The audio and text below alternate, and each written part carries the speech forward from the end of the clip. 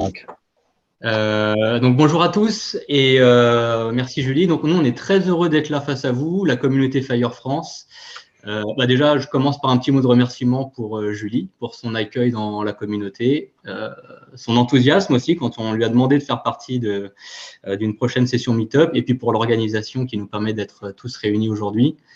Donc moi, Arash, je suis le responsable commercial en charge des Health Tech chez Google Cloud, et je suis accompagné aujourd'hui de Mathieu, en sa qualité de Customer Engineer et donc architecte sur nos solutions, pour vous parler effectivement de la Healthcare API, qui est en fait notre solution pour stocker et échanger des données au format Fire, pour répondre effectivement à la question du build versus du buy. Donc, pour vous guider dans la question du pourquoi construire from scratch quand on peut se reposer sur des outils qui existent en mode serverless, managé, qui permettent de s'abstraire de tout ce qui est complexité d'implémentation, problématique de sécurité et effectivement donc scalabilité également des serveurs Fire et donc comme je le disais pour accélérer tous les processus de développement de vos solutions.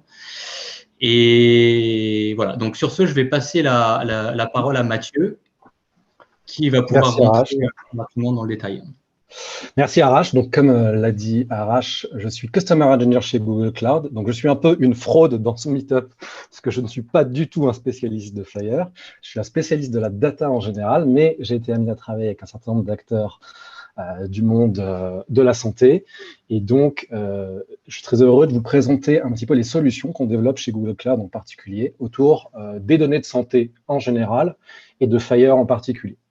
Donc, je vais essayer de ne pas être trop bavard et de le faire très rapidement. Je ne vais pas vous faire l'affront de vous présenter Google, mais sachez que la mission de Google, c'est d'organiser l'information du monde entier et de la rendre accessible et utile. Et bien, au sein de Google Cloud, qui est une entité de Google qui permet de proposer des infrastructures aux entreprises et aux particuliers du monde entier, infrastructures techniques, c'est d'organiser les données de santé et de pharmacie et de les rendre accessibles, sécurisées et utiles au plus grand nombre. Alors, chez Google, comme vous savez, on a été amené par notre business à traiter des volumes de données extrêmement importants et avec des débits très importants et de les organiser et de créer souvent des algorithmes de machine learning au-dessus de tout ça. Donc, pour filer un petit peu la métaphore de santé, la data est dans notre ADN, on peut le dire comme ça. Et donc, c'est fort de ce constat qu'on essaye de proposer des solutions et des outils aux acteurs de la santé pour permettre l'échange de données de santé, le partage et l'utilisation de ces données de santé à des fins d'analyse de ces données de santé. Et puis, c'est un petit peu le but final, en tous les cas de notre point de vue, d'être capable de créer des modèles de machine learning, d'intelligence artificielle autour de ces données de santé. Vous voyez ici à l'écran, en jaune, il y a un mot qui est clé, qui est le mot interopérabilité. Et donc, c'est un peu la pierre angulaire de ce qu'on va proposer avec cet outil Healthcare API, qui va vous permettre d'ingérer des données de plusieurs types dans le monde de la santé, et notamment en particulier Fire, et les utiliser pour faire tout un tas de choses, donc les connecter avec des applications du marché, faire de l'analyse dessus, ou du machine learning, ce genre de choses. Donc on essaye, je vais essayer d'aller un peu plus rapidement, mais d'organiser la donnée, de la rendre sécurisée, de la rendre accessible et utile de la santé. Et puis, alors je ne sais pas si les slides seront proposés à l'ensemble des convives, mais vous pourrez lire, si vous voulez, une étude qui a utilisé du coup Healthcare API pour, par exemple, détecter automatiquement des états septiques de 4 à 12 heures avant les praticiens d'un hôpital, par exemple, grâce à cet outil. Donc, notre vision du monde de la santé, c'est d'accompagner ce monde de la santé dans sa transformation digitale. On voit qu'aujourd'hui, ou hier, pour le dire plus précisément, les données de santé se retrouvent un peu dans des silos, ils sont un peu éparpillés, ils sont difficilement utilisables, et on pense qu'aujourd'hui, les acteurs de la santé doivent se transformer, et en particulier autour des repositories Fire, qui va être la pierre angulaire de cette transformation, selon nous, pour pouvoir justement proposer toutes ces applications, cette analyse ou ces solutions de machine learning et d'intelligence artificielle dont je vous parle. Vous voyez ici un peu notre vision. Alors, je ne vais pas aller dans le détail, mais juste pour insister sur cette partie un petit peu à gauche de l'écran, nous pensons que Fire va devenir le standard global de l'interopérabilité des données de santé. On n'est pas le seul à le penser, évidemment, et que les API autour de ce format, en particulier Fire, vont devenir une condition sine qua non pour l'utilisation, le partage de ces données de santé. Je vais aller un peu plus vite pour aller directement dans la solution. Donc, j'ai coutume de dire de manière un peu provocante que Healthcare API de Google Cloud ne fait pas grand-chose, mais pourtant c'est essentiel. Et donc, en l'occurrence, il permet d'ingérer des données de santé de plusieurs types. HL7V2 pour l'ancien type des données de santé classiques, DICOM pour tout ce qui est imagerie de santé, et en particulier ce qui nous intéresse ici, les données Fire. Et donc, de les ingérer et de les rendre disponibles et de les rendre compatibles avec tout un tas d'outils du marché, avec tout un tas d'outils comme du Data Warehouse, d'être capable de pouvoir faire des requêtes SQL sur ces données ou d'entraîner des modèles de machine learning dessus, etc., etc. Je vais aller vite sur les slides pour vous faire une démonstration pour que ce soit un peu plus parlant. Mais rapidement, quelles sont les fonctionnalités de ce fameux Healthcare API? Il permet de créer des repositories de données Fire et du coup de gérer ces données Fire automatiquement. Et donc, forcément, ce repository de données Fire est complètement managé par Google Cloud et vous avez à vous concentrer sur la valeur, sur les données de santé et non pas sur l'infrastructure sous-jacente et ce genre de choses. Il permet des choses intéressantes comme la déidentification de ces données de manière automatisée en appuyant sur un bouton si je gère un tout petit peu. Et donc très important pour la régulation et pour l'utilisation de ces données pour peut-être de la recherche ou ce genre de choses. Et puis, on propose également tout un tas de suites d'outils qui permettent d'harmoniser vos données de santé et de transformer, par exemple, des données H7V2 en Fire, ou les métadatas de l'imagerie médicale en DICOM en Fire, ou même des données de type CSV en Fire. Pour information, ces outils d'harmonisation sont des outils open source, donc utilisables que ce soit sur Google Cloud ou ailleurs, si vous le souhaitez.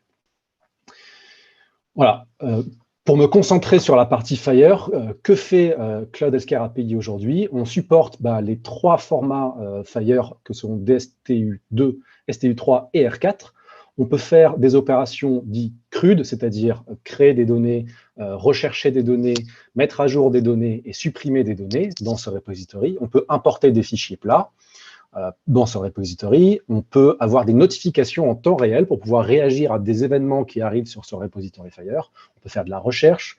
On supporte la méthode patient everything pour récupérer toutes les données d'un patient d'un seul coup, quels que soient les objets qui se rapportent à lui. Et puis, on peut, des spécificités de Fire, exécuter des bundles ou exporter ces données dans un format particulier, souvent du JSON, ou dans un data warehouse comme BigQuery, ce qui va nous permettre justement de rendre interopérables ces données, de pouvoir faire des requêtes SQL dessus, par exemple, ce genre de choses.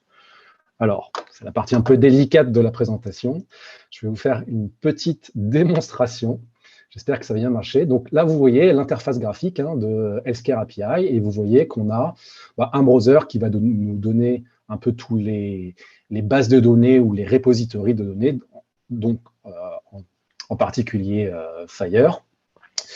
Ça, c'est une fonctionnalité que vous ne verrez pas encore, mais que j'ai parce que je travaille chez Google, mais un dashboard qui va me permettre de faire des choses sur la protection de ma data. On a à notre disposition, comme je le disais, une marketplace qui me permet de connecter ces données avec tout un tas de choses, soit des applications directement faites par Google ou par plein d'applications du marché qui savent lire les données Fire en particulier. Et donc, vous pouvez connecter très simplement sans vous concentrer sur la partie infrastructure à partir de ça. Et puis, un Fire Viewer que je vais vous montrer juste après. Dans Healthcare API, on va créer, entre guillemets, des bases de données qu'on appelle datasets. Donc ici, j'en ai créé un que j'ai localisé aux États-Unis, mais bien sûr, on peut localiser ça en Europe ou en Asie, si on le souhaite. Et dans ces datasets, on va pouvoir créer ce qu'on appelle des stores, et qui peuvent être de plusieurs types, donc de type Fire, de type HL7V2, de type DICOM. Et donc là, on va se concentrer sur des stores de type Fire. Pour créer un data store, du coup, comme je vous l'ai montré, on peut choisir des STU2, STU3, R4 et savoir si on veut réagir en temps réel à la création de nouvelles données dans ce Firestore. Donc là, j'ai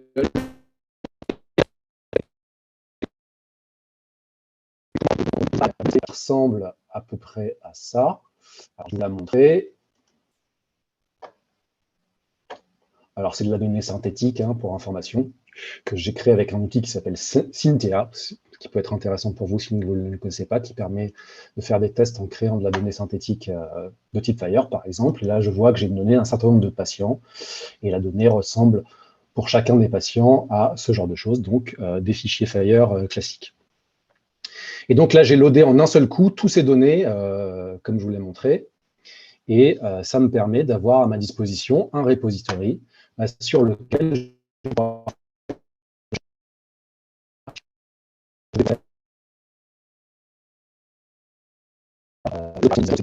de suppression, etc.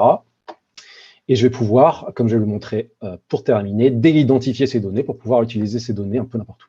Alors, une fois que j'ai mon repository, du coup, je peux les voir dans un Fire Viewer. Donc là, qui est une interface graphique pour soi, la plupart du temps, cette API Fire va être utilisée de manière applicative, hein, programmatique. Je vais vous montrer juste après à quoi ça ressemble. Et là, par exemple, je peux rechercher les patients qui se retrouvent dans ce repository Fire. Et si je clique dessus, je vois que j'ai un certain nombre de patients à ma disposition. Et puis, je peux cliquer sur un au hasard. Je peux voir son identifiant, je peux voir ces éléments sous forme d'interface graphique ou même le fichier JSON qui correspond, etc., etc. Alors, ça va être la partie un peu plus technique, mais je peux faire du coup tout un tas d'opérations comme de la recherche. Alors, je vais essayer d'agrandir mon écran pour que ce soit visible au plus grand nombre. Donc, j'ai des données cryptiques ici qui j'ai juste l'authentification à ce Healthcare API. Ce qui est important, c'est l'URL qui est ici. Vous voyez, en fonction de mon Firestore qui est identifié par ça. Ensuite, j'applique la norme, le standard Fire, et donc j'ai un /Fire, /patient, /_search, et là je cherche par nom de famille, désolé ça dépasse, mais Bucher quelque chose, et en faisant ça, automatiquement une application ou n'importe quoi va être capable, si ça marche, pardon, j'ai perdu ma connexion. Alors croyez-moi sur parole, je vais gagner du temps, ça me permet de faire de la recherche et de faire des modifications de ces données. Alors, pour vous me croyez vraiment, je vais quand même le faire. Hop là. C'est parti.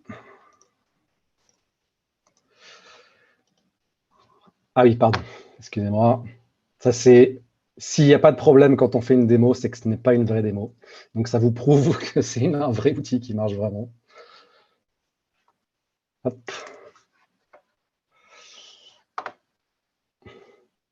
Et je vous refais cette petite requête. Voilà.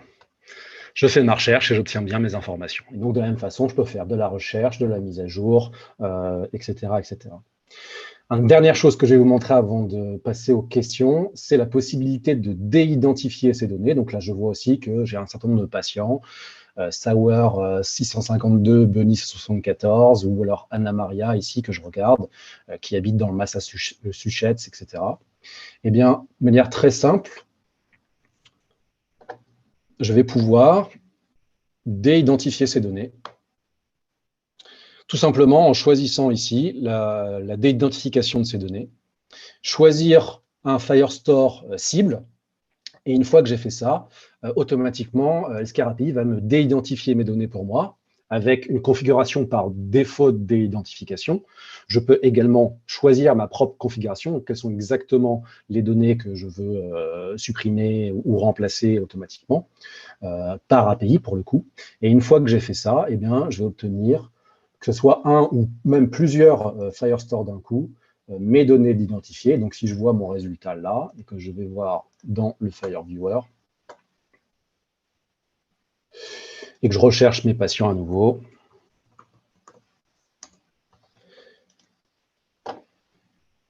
eh bien, je vois que je n'ai plus les informations, ni nom, ni prénom. Et si je clique sur quelqu'un au hasard, je n'aurai pas non plus les informations du lieu de naissance, par exemple, du lieu de résidence ou ce genre de choses, ou le numéro de sécurité sociale, ou le téléphone, ce genre de choses sera automatiquement déidentifié pour moi. Ça va également déidentifier les données qui sont dans des formats type texte, hein, donc entre guillemets non structurés.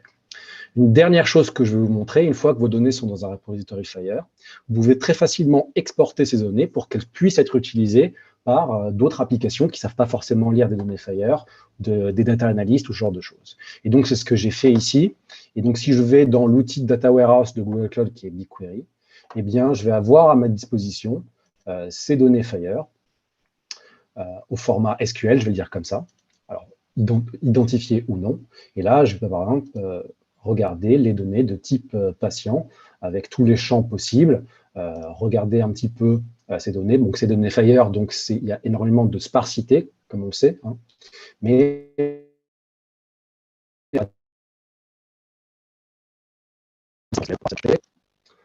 voilà. Avec une simple requête SQL, alors j'en prends une très simple, par exemple, ici, je vais pouvoir afficher le nom, prénom et date de naissance de mes patients.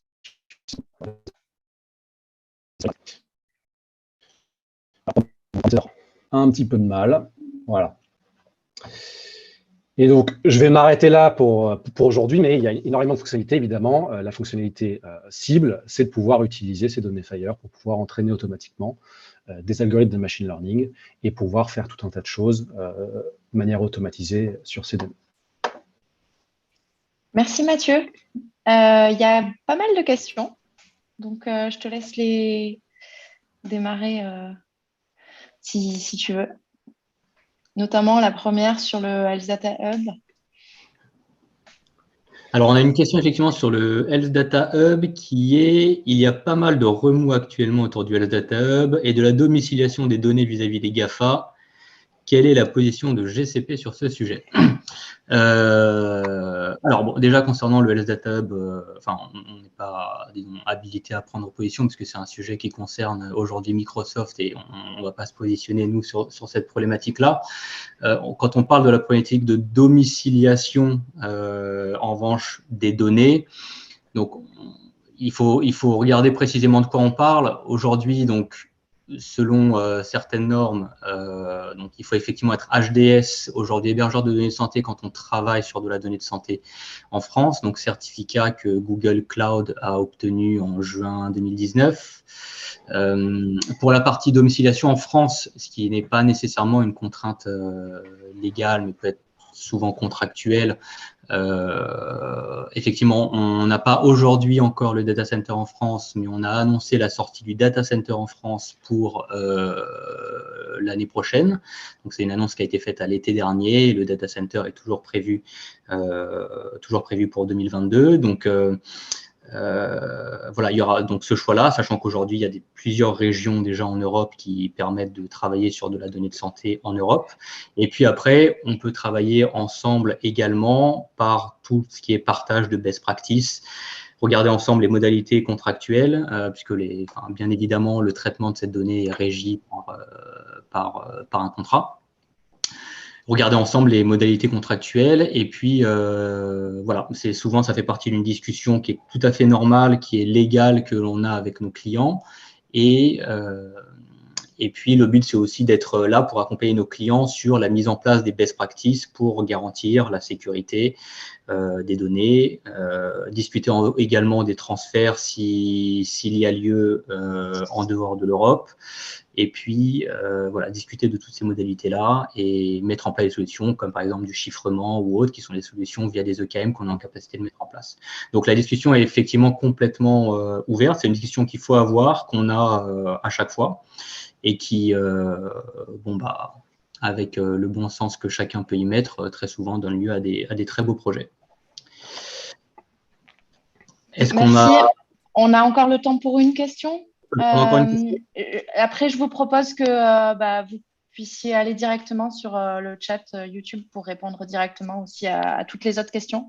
Oui, donc, une petite question au hasard. Je vois une question d'Anthony Guéraud. Est-il possible d'uploader des données déjà déidentifiées? Ah oui, tant qu'elles sont en format Fire, aucun problème, hein, bien sûr. Bon, la réponse est rapide. On a le droit à une deuxième question. Super. Une autre question de Laurent Caravacu. Comment sont les données stockées en relationnel, en fichier JSON? Ça, j'imagine que c'est un peu la mécanique interne de Google. Oui. Là, en fait, vous manipulez les données qui sont dans le repository Fire uniquement à travers une API. Donc, en fait, vous n'avez pas besoin de savoir ce qu'il y a en dessous.